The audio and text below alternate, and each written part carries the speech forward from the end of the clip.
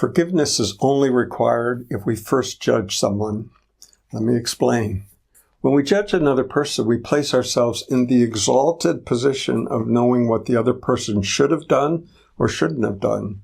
Shouldn't will always be our speculative opinion, while what we can know for sure is that the other person did or said what they did or said. Judgment is an add-on, something that we feel justified in doing after the fact, as if we were the person especially assigned to know what the other person should or shouldn't do. Forgiveness becomes necessary only as a consequence of having first judged someone negatively. Without our prior judgment, there's nothing to forgive. Judgment and the need for forgiveness go together like bread and butter.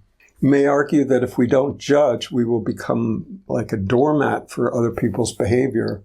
But this brings us to a distinction between judgment and discernment. Judgment is deciding that the other person is bad or wrong, and therefore to blame. Discernment is seeing where you may disagree with the other person, but without assigning blame or evil intent. There's a big difference. Judgment is, judgmental and attempts to place oneself in a superior position.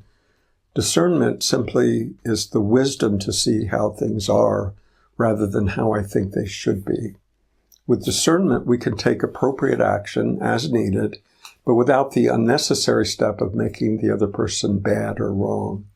After all, perhaps we can see that they are acting unconsciously out of their unique conditioning, as we ourselves have done many times. So when do I need to forgive? Only when I have first judged the other person. And why would I want to forgive the other person? Rather than hold on to a grudge which depletes our own energy, we can have the compassion towards the other person, knowing that many times we have acted unconsciously and unskillfully. It's commonly thought that forgiveness is something that we do for the other person, but we really do it for ourselves. By accepting the person and their behavior, we free ourselves from that energy and don't need to carry it around with us. Holding on to forgiveness is like drinking poison and expecting the other person to die.